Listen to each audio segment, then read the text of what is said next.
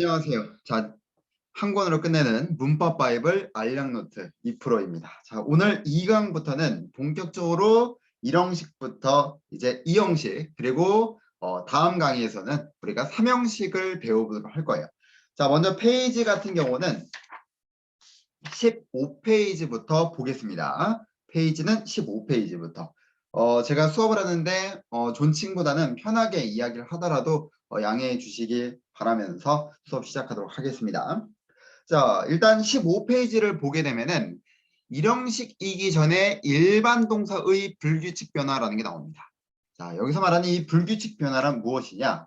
우리가 아직 시제를 배우진 않았지만 영어라는 것에서도 시간을 나타내는 시제, 시간을 나타내는 게 있어요. 그걸 시제라 불러요. 제가 지금 화면에다가는 과거와 현재라는 걸 두었습니다. 우리가 영어를 처음 접하게 됐을 때 과거에 접하게 되면 미래, 완료, 진행 이런 다양한 요소를 접하게 되지만 일단 우리가 알 것은 과거와 현재 정도만 안다는 가정하에 설명을 드릴게요. 자, 영어의 시간이라는 것. 지금 제가 이 밑줄 긋는 거는 시간선이라고 생각하면 되겠습니다. 이 시간이라는 선에서는 과거와 현재가 있는데 우리 영어라는 것에서는 제가 지금 화면에 필기를 둔 것처럼 굴절어라는 특징을 가지고 있어요. 자, 굴절어란 무엇이냐? 단어가 문장에서 사용될 경우에 그 단어 자체의 형태 변화로 인해서 그 단어의 문법성을 나타낼 수 있는 언어를 가리킨다. 자, 이 말이 무슨 말이냐면 우리가 현재라는 거는 제가 지금 원형이라고 써둔 것에서 기본형, 현재 이렇게 적어두었습니다. 그러니까 다시 말하면은 현재가 기본형이고 다른 말로는 원형이라고도 부르고 이렇게 다양하게 용어를 붙여요. 그랬을 때 기본적인 단어는 현재라고 볼 수 있겠죠. 됐습니까? 그런데 우리가 과거라는 걸 표현해주고 싶다. 그럴 경우에 그 단어 자체의 형태가 변화하는 걸로 인해서 우리가 문법적인 기능을 나타낸다. 이런 말이 되는 거예요. 예를 들어서 우리가 영어에서 동사가 과거가 되려면 무엇을 붙여야 됩니까? 그러면 학생들이 ed를 붙입니다. 라고 이야기를 하는데 자, 그거는 우리가 지금 말고 그 이후에 살펴보게 될 규칙 변화예요. 어쨌든 간에 ed를 붙이면 과거가 된다. 라는 말은 그 단어 자체의 형태만 잠깐 조금 바꿔서 문법을 과거라고 칭하더라. 이렇게 볼 수 있다는 거죠. 자, 그런데 불규칙을 먼저 보는 이유는 무엇이냐면 언어라는 거는요. 처음부터 완벽할 수가 없어요. 우리 지금 영어 말고도 우리 한국말도 바뀐단 말이지. 지금 과거에는 어여쁘다라는 게 불쌍하다라는 뜻이었다면 현재 와서는 예쁘다라는 뜻으로 바뀌었어요. 그러니까 이런 식으로 문법이라는 거는 그 단어도 쓰임새가 바뀌듯이 어떤 형태라는 것도 다 바뀐단 말이죠. 예를 들어서 다시 한번 하나만 더 설명을 드리면 과거 우리 17세기 정도에서는 우리나라 말에서는 방점이라는 게 있었어요. 근데 이게 20세기 넘어오면서 방점이라는 단어가 문법적 역할이 우리나라 문법에서 사라졌습니다. 그러니까 이런 식으로 단어라는 거는 결국에는 바뀐다는 소리죠. 그랬을 때 가장 처음에는 규칙적인 게 있는 게 아니라 불규칙적인 언어가 우선인 거예요. 체계가 많이 부족하다는 거지. 자, 그래서 지금 보면은 1번부터 4번까지 AAA, ABA, ABB, ABC 그러니까 이런 식으로 다양하게 바뀌는 것을 볼 수 있습니다. 자, 대표적으로 원형, 과거, 과거 분사 이렇게 바뀌는 어형인데 흔히 우리가 영어를 접하게 되면은 이 부분들을 많이 접하게 돼요. 그러면 얘네들을 다 외워야 되느냐? 절대 그렇지 않습니다. 그냥 여러분들이 공부를 하면서 자꾸 익숙해지면 익숙해지는 대로 받아들이면 됩니다. 아시겠죠? 외우는 게 아니라 그냥 참고 정도만 하는 것이다. 자, 그러면 지금 단어들을 보게 되면 자, 지금 1번, 2번, 3번, 4번 다 정리해 놨어요. 그랬을 때 지금 burst, cost, cut, hit, hurt, let, put, set 이 단어들을 보면 단어가 어려워요? 아니면은 뭐 크게 뭐 받아들이기 어려울 막 받아들일 수 없을 정도로 단어가 어렵습니까? 한 이 정도만 봤다 가정해 봅시다. 어때요? 단어를 받아들이기 힘들 정도로 어려워?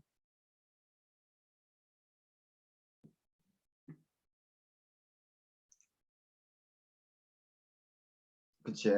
아니다라는 답변이 왔어. 자, 보자. 이런 단어들은 우리가 영어라는 것에서 내가 하나만 더 이제 수평선을 그을게. 자, 지금 이제 배우는 내용은 굳이 암기하지 않아도 됩니다. 우리가 근대 영어의 시작, 다시 한번 중세 영어의 시작을 알리는 사람이 있어요. 다시 한번 중세 영어의 시작을 알리는 사람이 있습니다. 자, 중세 영어가 그 전에는 뭐 고대 영어 이렇게 볼 수 있겠죠. 그랬을 때 이 중세 영어가 시작되는 기점은 누구였냐면은 1033년에 노르만디 출신의 윌리엄 1세가 즉위했을 때부터입니다. 자, 이런 건 필기하지 않아도 되고 그냥 듣기만 하면 됩니다. 자,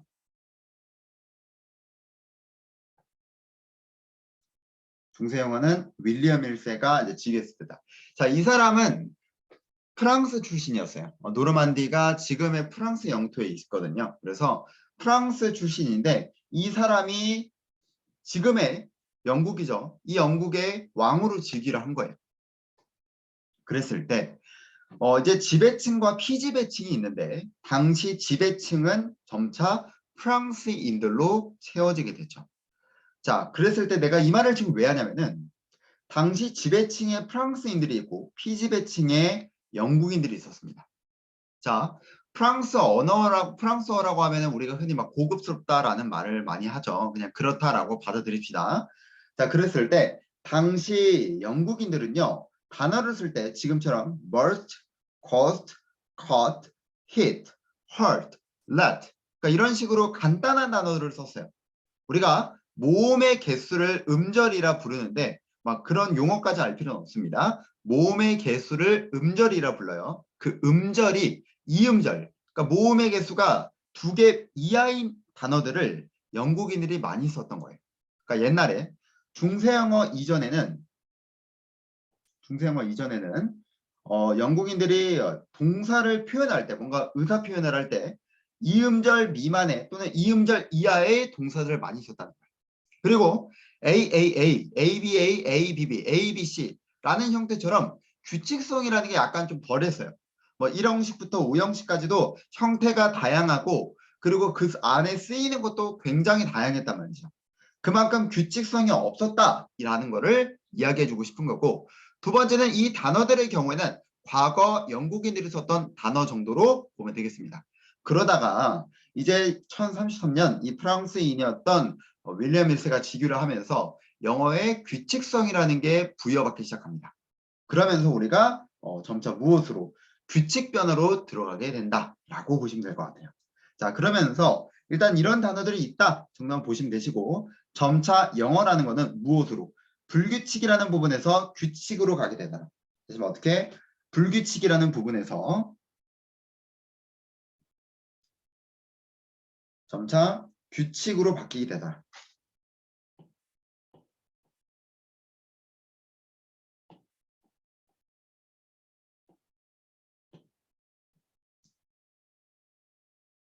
이런 식으로 영어는 발달했습니다. 자, 다시 한번 여기 있는 표는 막 외우는 게 아니라 눈으로 그냥 참고 정도만 해주면 됩니다. 아시겠죠? 자, 그 다음 우리가 규칙 변화라는 거는요. 교재 14페이지를 보면 되겠습니다. 14페이지를 보면은 자, 지금 1번에 과거나 과거 분사는 ed를 붙이고 현재 분사는 동사 원형에 ing를 붙인다. 우리가 뭐 지금 분사까지는 알 필요가 없기 때문에 그냥 과거, 일반적인 과거는요. ed를 붙이더라 정도까지만 알면 되겠습니다. 됐습니까? 그래서 원형이 look, 그럼 looked, work, worked, work, worked 이런 식으로 보면 되겠죠. 그래서 원형인 현재 시제가 기본형이라면 과거일 때 일반적으로는 ed를 붙이면 되는구나. 그러니까 이 모든 동사가 ed를 받는다는 건 이제 규칙적으로 변화된 거죠. 선생님, 그러면 불규칙 변화인 것도 모두 규칙으로 바꾸면 되는 거 아니겠습니까? 근데 언어라는 거는 이미 한번 고착화가 돼버리면, 그냥 관습화가 돼버리면 쉽게 바뀔 수는 없어요. 그러다 보니까 그 한 언어가 불변한 상태로 그대로 내려온 거죠. 그리고 그 이후에 태어나게 되는 생겨난 언어들은 규칙적으로 쓰게 되는 거예요. 그래서 영어에서는 이 일반 동사가 과거를 표현할 때 또는 과거 분사가 될 때, 분사 아직은 몰라도 됩니다. 그랬을 때 규칙적으로는 ed를 붙이고 불규칙적인 부분에서 형태가 좀 다양하더라. 그래서 영어라는 것에서는 불규칙이 있고 규칙이 있다라는 거를 일단 설명해 드릴게요. 자, 이거 말고도 언어가 점점 발달하면서 동사의 어미에 따라 과거 시제로 변하는 형태가 달라진다. 그러니까 다시 말하면 ed를 그냥 붙이는 게 아니라 뭐 모음이 e로 끝나면은 끝에 그냥 d만 붙인다. 그 다음에 I2로 끝나면은 그 뒤에 그냥 I2로 끝난 동사는 그걸 D로 바꾼다. 이런 식으로 보는 거는 그냥 참고 정도만 해두시면 되겠습니다. 예를 들어서 die 같은 경우는 I2로 끝나니까 그냥 D만 붙인다. 이런 식으로 study 같은 경우는 자음 다음에 Y니까 I로 고치고 ED로 고친다. 그 다음에 단모음 플러스 단자음일 때는 자음을 한 번 더 쓰고 ED로 붙인다.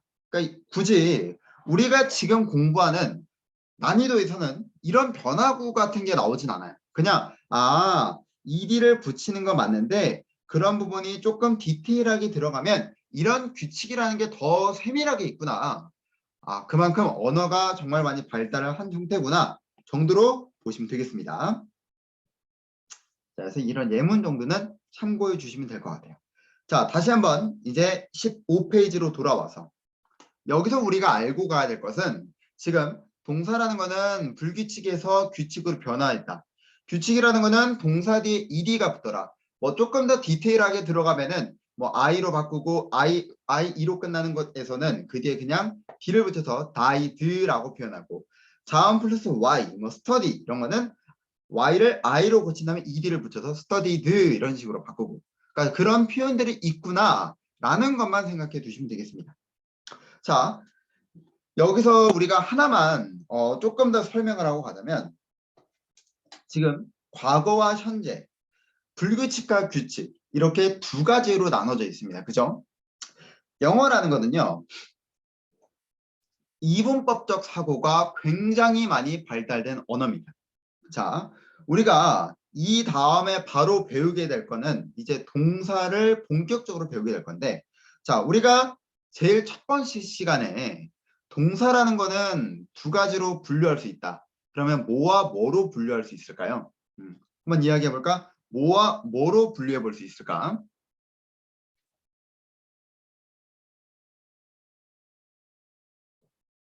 두 가지로 분류할 때. 우리가 동사라는 거는 자동사와 타동사로 분류할 수가 있어요. 그렇죠? 여기까지는 어렵지 않죠? 다시 한번. 영어라는 건 자동사와 타동사로 분류할 수가 있어요.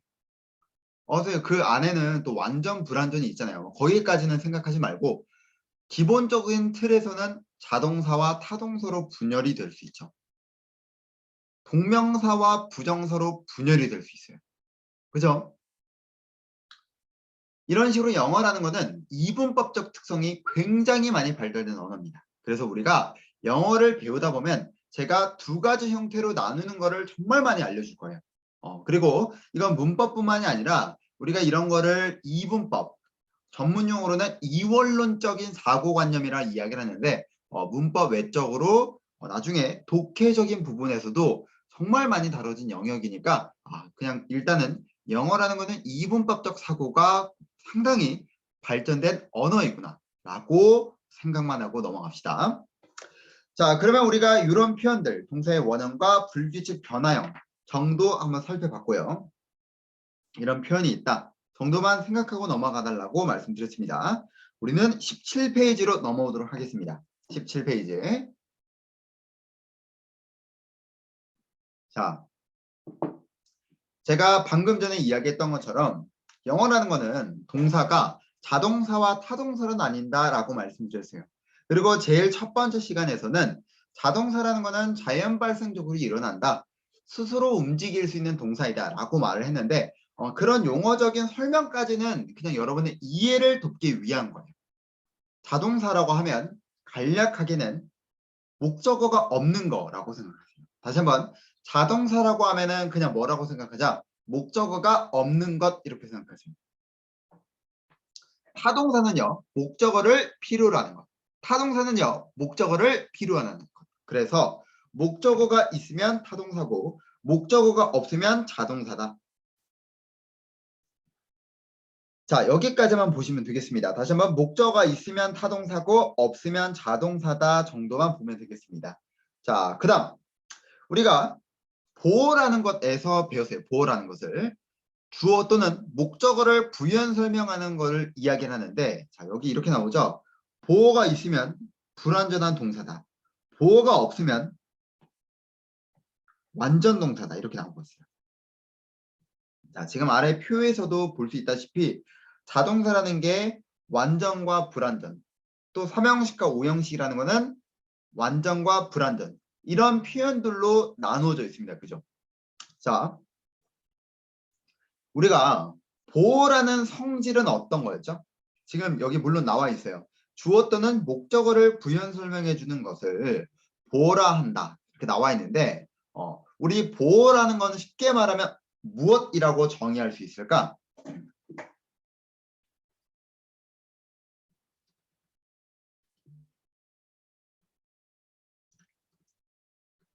자, 보어라는 거는요.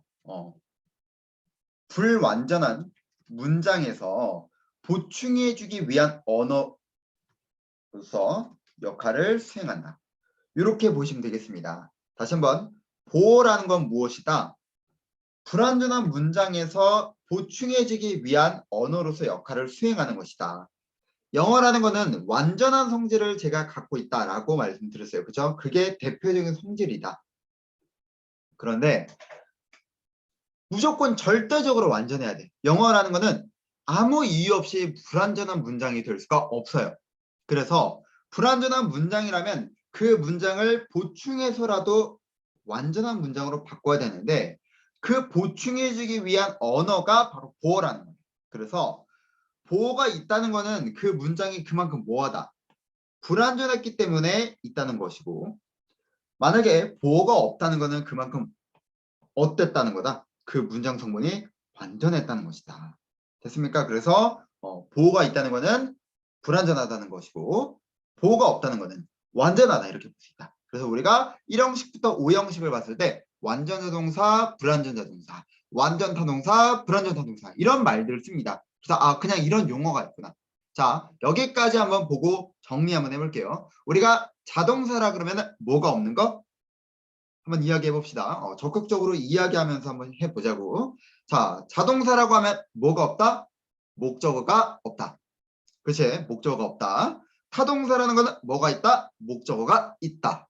됐습니까? 자, 보어가 있다는 거는 문장 성분이 불완전하다. 그래서 우리가 2형식과 5형식을 말하는데 자, 보어라는 역할에서는요.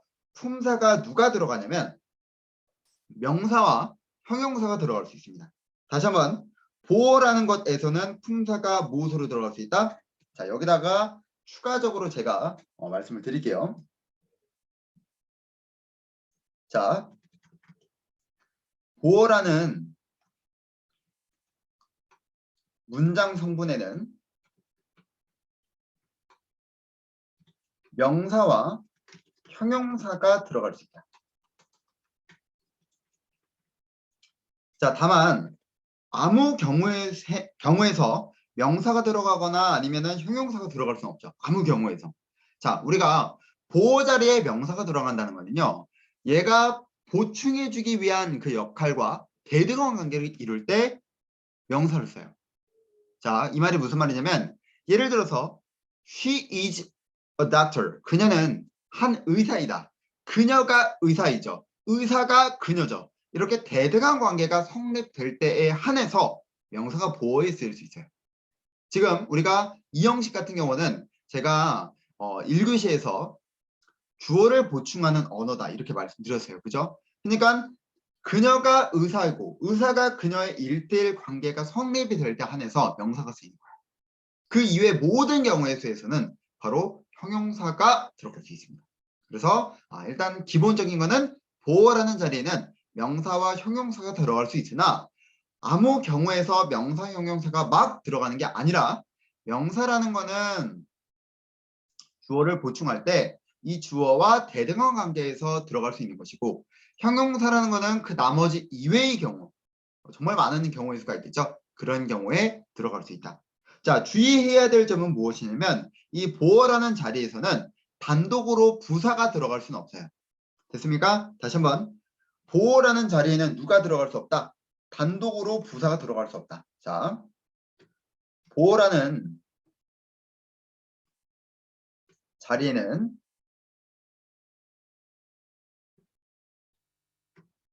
문장 성분에는 부사가 단독으로 들어갈 수 없다. 왜? 부사란 어떤 기능을 가지고 있어요? 부사란 부가적인 역할을 하는 것뿐이지 보충해주기 위한 역할이 아니기 때문이다. 자, 이렇게 보시면 이해되겠습니까? 자, 이걸 주의할 점이다. 보어라는 문장 성분에는 부사가 단독으로 들어갈 수 없다. 왜? 부사란 부가적인 역할을 하는 것이지 보충해주기 위한 역할이 아니기 때문이다. 정도로 참고하시면 되겠습니다. 자, 그래서 지금 문장에서 she was late. late가 보어예요. 네, the sun is shining. shining이 보어로 나온 형용사입니다. 그래서 그럴 수 있겠구나 정도로 보면 되겠죠.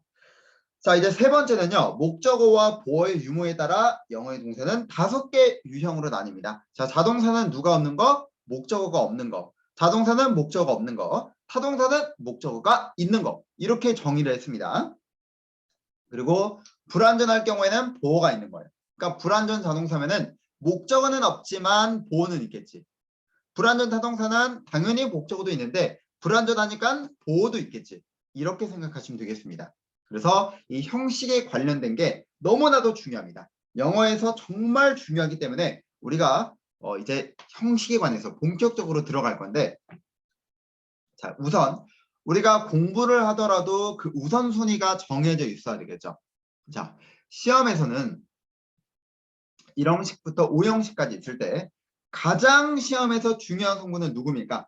라고 물어보신다면 제가 노란색으로 표기하겠습니다. 단연코 1위는 5형식이죠. 5형식이 단연코 시험에 많이 출제가 됩니다. 제가 빨간색으로 표시하는 게 낫겠네요. 그 다음이 3형식입니다. 네, 1인자와 2인자라고 생각하면 돼요. 그래서 여러분들이 우리 교재에 나와 있는 이 동사들은요. 역대 기출이라든지 뭐 공무원 영어, 편입 영어에 나왔던 그 모든 것들을 갈아서 넣은 것들이에요. 물론 제가 일부 뺀 것도 있어요. 그 뺀 거는 지금처럼 이론 수업을 듣기 위해서 여러분들이 꼭 수업을 통해서 더 추가적으로 필기해라. 이런 거는 일부 빼둔 건 있습니다. 그런 건 있는데 그 외적인 거 빼고는 다 수록을 해놨어요. 기본 수업만 정말 돌려도 동사에서 무너질 건 없습니다. 그 1순위 출제가 5형식이고 2순위 출제가 3형식이에요. 자, 1형식 중요합니다. 중요한데 뭐 그렇게까지 공부할 거 많지 않아요. 2형식. 자, 2형식은요. 단독으로 출제하기보다는 부사절 접속사와 혼용해서 출제되는 경우의 수가 많습니다. 다시 한번. 얘는 우리가 지금 선생님 부사절 접속사가 뭔지 모르겠습니다. 라고 할 수 있는데 자, 부사절 접속사는 나중에 배울 거예요. 하지만 여러분들이 이 강의를 2회독, 3회독, 4회독, 회독을 돌릴 거란 말이죠. 적어도 1회독을 끝나고 나면 이 강의에서 제가 부사절 접속사와 혼용돼서 출제가 됩니다. 라는 말이 무슨 말인지를 나중에 알게 될 것입니다. 그러니까 우선은 이 형식은 뭔진 모르지만 부사절 접속사와 혼용해서 출제하는 비율이 매우 높다. 이렇게 보시면 되겠습니다. 얘는 표 밑에다가 쓸게요. 자, 그래서 이 형식은 혼용된 출제가 많고요. 그 다음에 1형식 같은 경우는 공부할 게 많이 없다. 나머지 4형식인데 사형식도 우리가 시험에 나오는 건 정해져 있어요. 그래서 뭐 어순 같은 경우는 간접 목적어, 직접 목적어. 완전 타동사 성질이기 때문에 보호가 없어요. 그리고 간접 목적어는 사람, 직접 목적어는 사물이 들어간다 정도만 보면 되겠습니다. 하나만 더. 우리가 방금 아까 제가 영어는 이원론적 사고관념이라 말씀드렸는데 사람과 사물 나뉘는 것도 영어는 딱 두 분류로 나눠요. 사람이 아니면 사물이라고요. 그러니까 이것도 이분법적 사고예요. 완전, 불완전, 자동사, 타동사, 현재, 과거, 규칙, 불규칙. 그러니까 이런 식으로 다 이분법적 사고로 나뉜다. 자, 여기까지 해서 우리가 전에 뭐 품사, 문장 성분, 문장 이런 부분에 대해서 설명을 들었어요. 저 개인적으로는 정말 첫 강의였지만 제가 교재를 바탕으로 원래 이제 대면 수업을 할 때는 제가 책을 보지 않고 수업을 했기 때문에 그냥 입에 나오는 그대로만 이야기를 했는데 아무래도 1강에서 제가 교재를 바탕으로 이야기를 하려다 보니까 만족스럽지 못했어요. 만족스럽지 못했는데 지금 이 강의부터 제가 정말 열심히 준비를 해서 강의를 할 테니까 계속 한번 보시면 되겠습니다. 일단은 자 우선 그럼 이제 18페이지 1형식부터 들어갈 거예요. 1형식부터 들어갈 건데 자 일단은 우리가 교재는 19페이지 빈칸으로 한번 가보도록 합시다. 19페이지 하단에 빈칸이 있을 거예요. 자 여기서 우리가 제일 먼저 뭐부터 시작을 할 거냐면은 자 출제 요인부터 정리하고 들어가 보도록 하겠습니다. 출제 요인부터 정리하고 들어가자.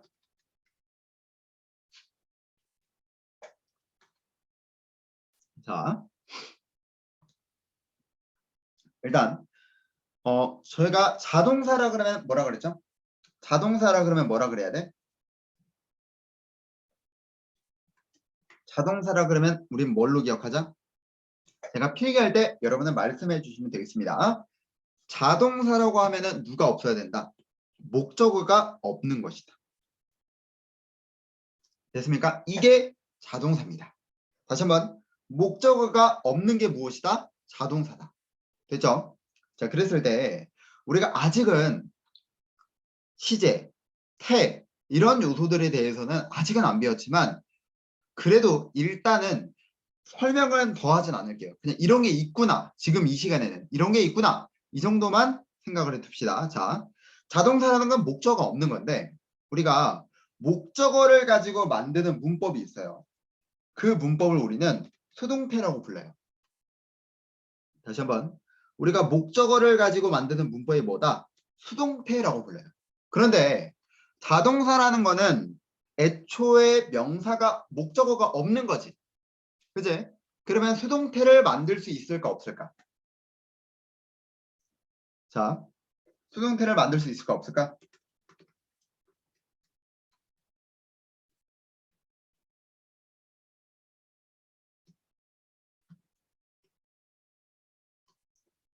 그렇죠. 없죠. 다시 한번 수동태란 목적어를 가지고 활용하는 문법이라 말씀드렸습니다.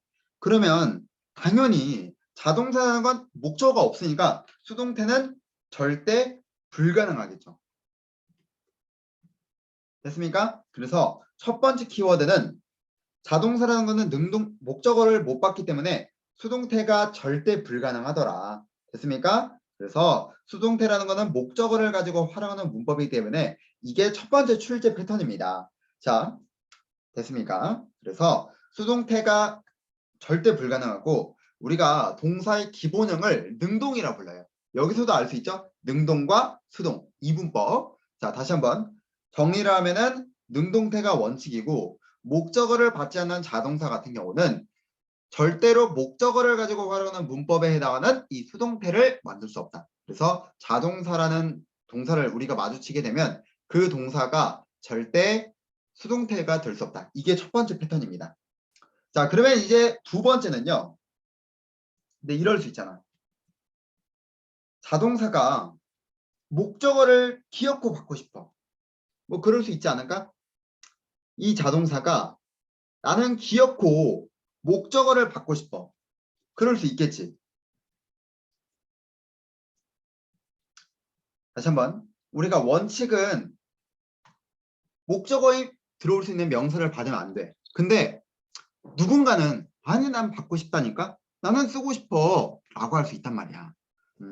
자, 우리가 조금 긍정적으로 생각을 하자고. 자, 그럴 때 우리가 그 사이에 집어넣는 명사가 있는데 그걸 우리는 뭐라 불러요? 바로 전치사라고 부릅니다. 자, 전치사라는 거는 제가 전 시간에도 이야기를 했었는데, 자, 전치사라는 거는 무엇이다? 앞전자, 둘치자. 그래서 명사 앞에 두는 품사. 그냥 쉽게 정의하면 이게 사전적 정의예요. 그래서 명사 앞에 두는 품사구나. 그래서 이 전치사라는 거는요.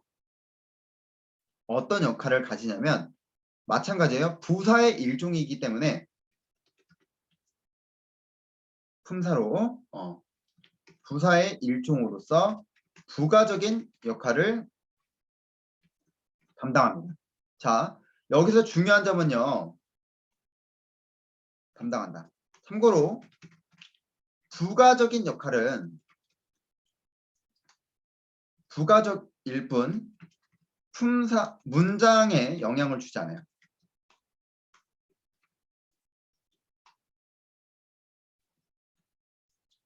이 말 이해되겠습니까? 전치사라는 것은 명사 앞에 두는 품사다. 그리고 부사의 일종이고 이 부가적인 역할을 담당한다. 참고적으로 이 부가적인 역할을 하는 것은 문장에 영향을 주지 않는다. 됐죠? 자, 그러면 우리가 시험 문제는 누가 나올까? 이 두 번째에서. 자, 전치사를 받고 싶어. 근데 그 전치사를 아무거나 받을 수 있을까요? 영어라는 것에서는 그 동사들이 가지고 있는 성질이라는 게 있어요. 예를 들어서 우리가 친구를 사귈 때도 내가 사귀고 싶은 친구와 사귀려 그러지 내가 굳이 관심도 없는데 그 사람과 인연을 맺고 싶진 않을 거 아니야. 그죠? 자, 그렇기 때문에 동사라는 것도 자기네가 어울리고 싶은 애들과 어울릴 거란 말이야. 그래서 아무 전치사가 오는 게 아니라 그 동사의 성질에 따라서 올 수 있는 전치사가 정해져 있어요. 자, 그렇기 때문에 여기서 출제하는 거는 누구를 물어볼 수 있겠다. 어떤 동사가 나올 때 어떤 전치사가 쓰이는가라는 이 부분이 출제가 되겠죠. 제가 이 밑줄 긋는 부분이 출제 패턴이 되는 거예요. 자, 그래서 전치사의 선택을 물어본다. 자, 그러면 이 전치사의 선택이라는 건 누가 결정을 하더라? 동사가 결정을 하더라. 동사가 난 쟤랑 친해지고 싶어. 그러면 올 수 있는 거야. 그렇기 때문에 아무 전치사가 아니라 그 동사의 성질에 따라서 정해져 있어요.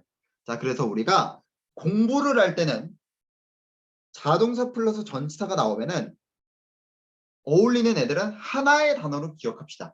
됐습니까? 하나의 단어로 기억하자. 하나의 단어로 기억하자.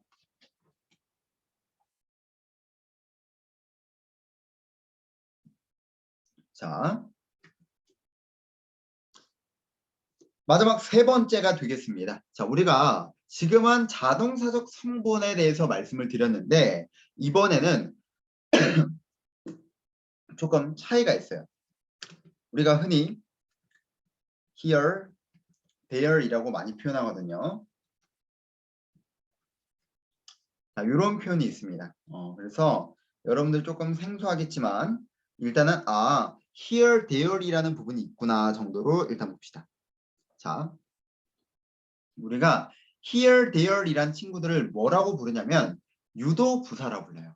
자, 유도부사라는 거는 아직 정의되는 용어는 아니에요. 그냥 우리가 편의상 부르는 겁니다. 자, 영어 문화권에서는 이 사람이나 사물에 대한 정의의 존재 유무를 설명하고자 할 때 정의적 설명이라는 거는 가장 처음에 설명하는 거예요. 즉 어떤 특정 대상이 아니라 누군가를 처음 설명하면 불특정 대상을 가리킨다라고 부르거든요.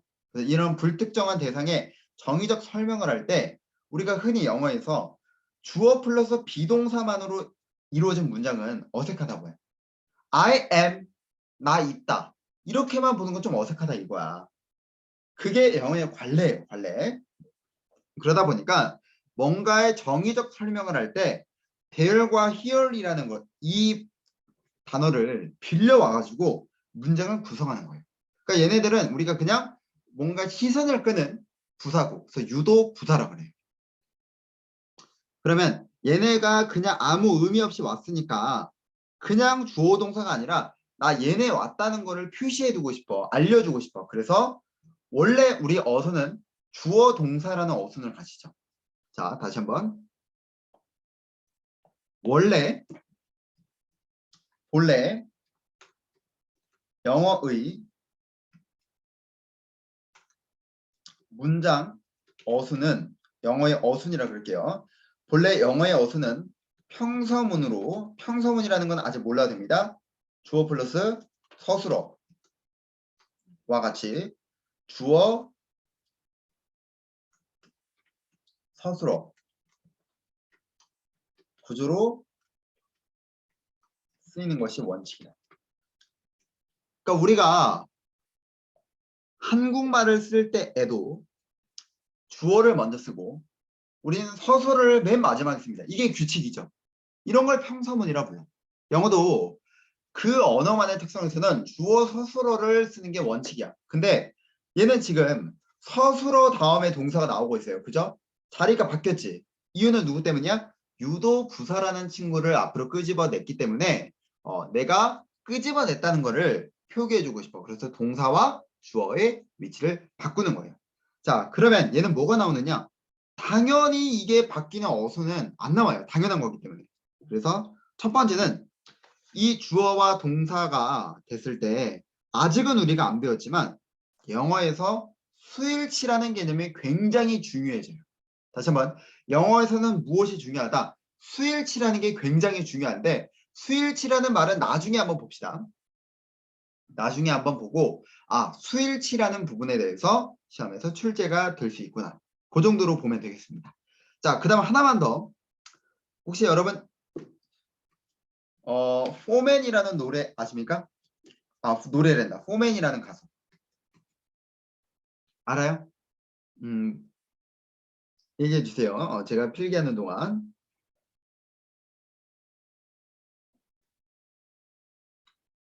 몰라? 이거 혹시 그러면 이제 모르는 학생들이 이제 나오는구나. 그러면 혹시 신용재 아닙니까? 신용재? 신용재.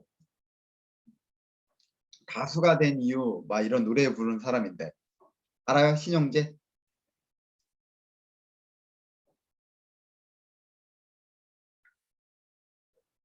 그래? 그치 모를 수 있지. 들어는 봤다. 우리 그 사람 노래 중에서 예전에 뭐 시크릿 가든이라는 하지원 배우님이 나왔던 이제 드라마가 있었는데 거기서 아마 Here I Am이라는 드라마 OST를 불렀어요. 거기서 Here I am, 나 여기 있어요 라는 이런 노래를 불렀는데 지금 보시면 우리가 방금 Here 서술어 주어라 불렀는데 지금은 Here I am, Here I am 지금은 평서문의 어순으로 됐죠. 그죠? 자, 선생님, 분명히 바뀌어야 된다고 했는데 왜 지금 Here I am 이 친구는 왜 어순이 안 바뀌었나요? 이거 말고도 Here we go, Here we go 왜 안 바뀌었나요? 자, 우리가 유도부사 구문이더라도 유도부사 구문이더라도 주어가 인칭대명사인 경우에는 발음의 편리성을 위해서 도치하지 않고 평서문의 어순을 취한다. 이 말이 무슨 말이냐면 영어는 문법적인 것도 중요하지만 발음도 중요합니다. 발음되는 것도 굉장히 중요해요. 그래서 발음의 편리성이 Here am I 이렇게 딱딱 끊어서 들리기보다는 어떤 식으로 바로 이어서 연음으로 Here I am, Here we go 이런 식으로 말하는 게 더 편리하다는 거야. 그래서 Here I am 얘는 이제 인칭대명사가 주어져. 그런 경우에는 이 편의성을 위해서 도치를 하지 않는다. 됐습니까? 따라서 here 서술어 다음 주어라는 거는 이 주어가 일반 주어일 때 쓸 수 있다라고 볼 수가 있겠죠. 자, 그래서 여기까지가 우리가 일형식에서 나올 수 있는 출제 요인이 되겠습니다. 자, 그렇게 본다면은 지금 이제 보면 하나만 더 여기서 우리가 살펴보고 지나갈 건데, 제가 아까 두 번째에서 자동사가 명사를 받고 싶으면, 목적어를 받고 싶으면 전치사가 가운데 나와야 된다라고 했는데, 이 동사들은요 우리가 훗날 자동사로 오인하기 쉬운 타동사와 구분지어서 출제됩니다. 다시 한번, 얘는 뭐다? 하나만 더, 자동사로 오인하기 쉬운 타동사로 구분지 출제돼요. 여러분 말이 어려울 수 있으니까 자동사로 오인하기 쉽다는 거는 얘네는 타동사라는 거예요. 그래서 얘네들도 헷갈리는 애들이 있기 때문에 자동사, 타동사 이렇게 구분지어서 나오더라. 여기다 둘까요? 자, 여기까지 됐습니까? 자, 그러면 우리가 한번 일형식부터 살펴보고 마치도록 할게요. 교재는 18페이지로 한번 보겠습니다. 자, 18페이지를 보게 되면은 완전 자동사는 일형식 동사라고도 한다라고 시작합니다. 그래서 주어, 동사. 자, 여기서 우리가 알아두어야 할 점은 목적어는 못 받는다는 거예요. 다만 수식어는 받을 수 있다 이렇게 되어 있죠. 이 수식어라는 거는 대표적으로 부사구라든지 전치사구가 됩니다. 다시 한번, 여기서 말하는 수식어구라는 건 뭐다? 여기서 말하는 수식어구란 대표적으로 부사구 또는 전치사구를 가리킨다.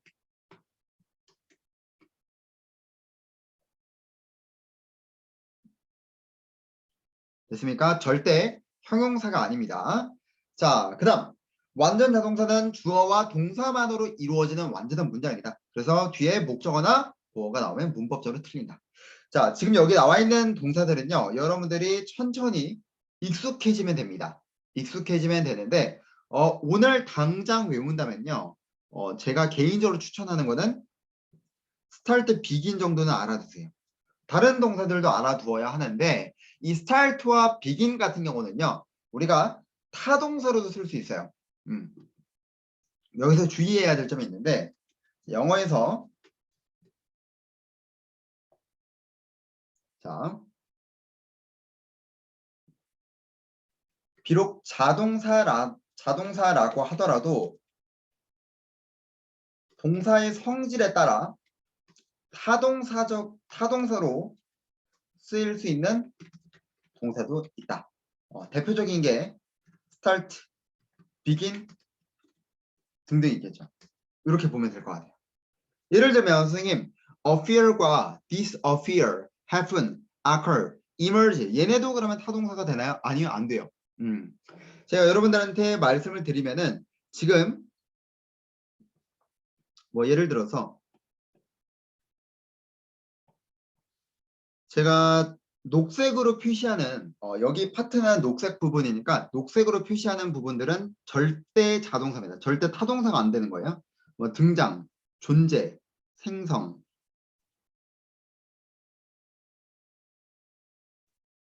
그다음에 뭐 왕래 발차, 의사, 그리고 뭐 진행 작동, 생사. 그러니까 이런 동사들은 절대 자동사예요. 절대 자동사인데 지금 보이는 start, begin 같은 경우는 어떤 기능이 있다? 타동사적 기능이 있다. 자, 하나만 더. 우리 stand라는 게 stand up이라고 할 때 자동사죠. 하지만 얘가 타동사적으로 쓰일 때도 있다. 이렇게 일단 보시면 되겠습니다. 그래서 영어에서는 비록 자동사라고 하더라도 동사의 성질에 따라 타동사적 성질을 가지고 있는 것도 있다. 일단은 그냥 그런 게 있구나 정도만 보면 됩니다. 자, 예문을 일단 한번 보게 되면 She stood there for a long time. 그녀가 서 있었습니다. 오랜 시간 동안. 지금 이 뒤에 있는 there for a long time인 수식어고죠. 그러면 사실상 얘는 없는 거나 마찬가지잖아. 그러면 문장이 완성이 되죠. 자, 그 다음 아래 문장도 When I appeared on the stage at first, 내가 무대에 처음 섰을 때 I was so nervous. 난 긴장했어. 지금도 afeared 다음에 수식어가 나왔기 때문에 완전한 문장. 다 이런 동사들을 자동사라고 부릅니다. 자, 그래서 지금 우리가 계속 수식어구를 언급했는데 두 번째 나오는 내용처럼 자동사는 뒤에 수식어구는 나올 수 있다 정도까지만 보면 될 것 같아요. 자, 확장 개념으로서 한 번 더 유도부사에 대해서 다시 한번 살펴보겠습니다. 자, 유도부사라는 거는 제가 써놨죠. 정의되지 않은 개념이다. 영어 문화권에선 사람이나 사물에 대한 정의의 존재 유무를 설명하고자 할 때 이 주어와 비동사만으로 이루어진 문장이 어색하다고 보는 것이 관례적으로 전해짐에 따라서 there과 here를 빌려 이 문장을 구성하는 것입니다. 그러므로 유도부사란 형식상 쓰이는 문법에 불과하다. 제가 아까 시험 출제 요령으로 뭐가 나온다?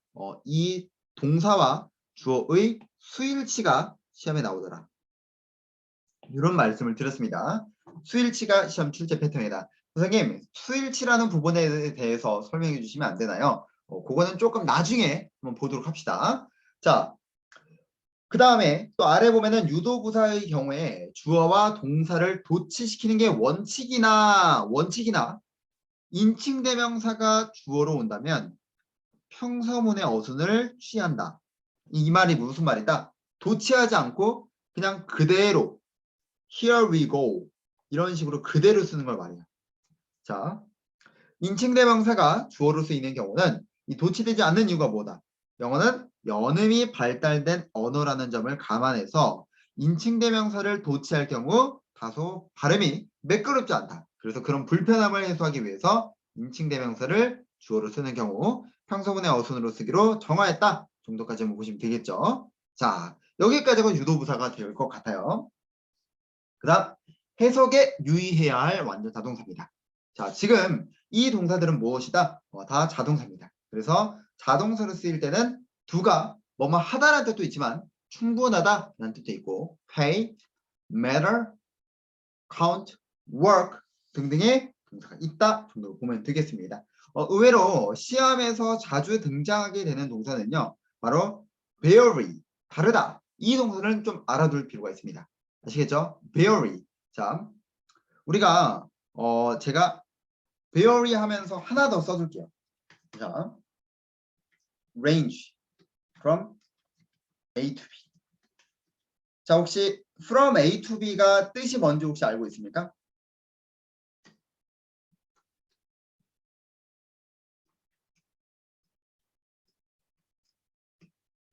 제가 필기하는 동안 얘기해 주세요.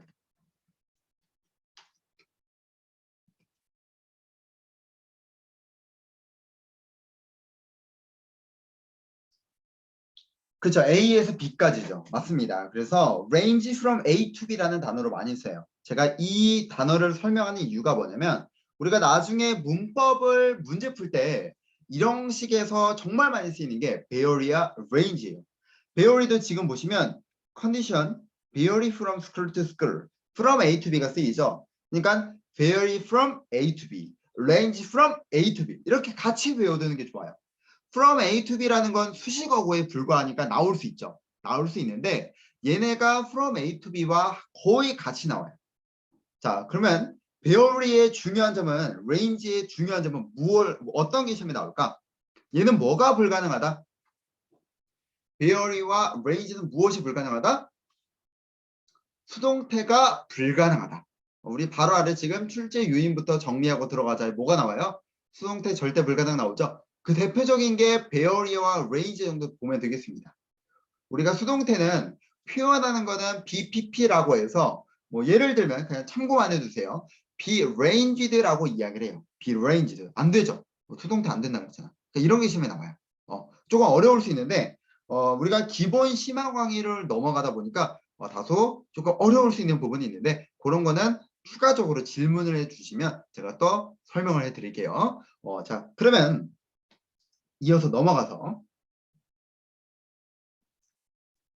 키워드 이제 11번째 타동사를 오인하기 쉬운 완전 자동사입니다. 말이 어려워요. 말이 어려운 것 뿐이고 우리가 아까 그랬잖아.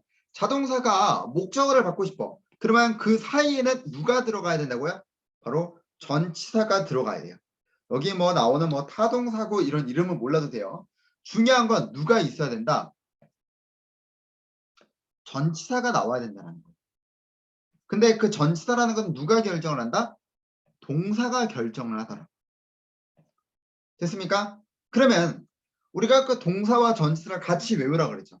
그랬더니 지금 너무나 많은 동사들이 나옵니다. 그죠?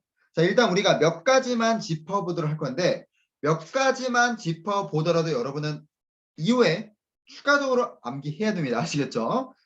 다 외우지 말고 하나씩 하나씩 외워서 마지막엔 다 외우자. 자, 그랬을 때 제일 먼저 우리가 눈에 들어오는 거는 자,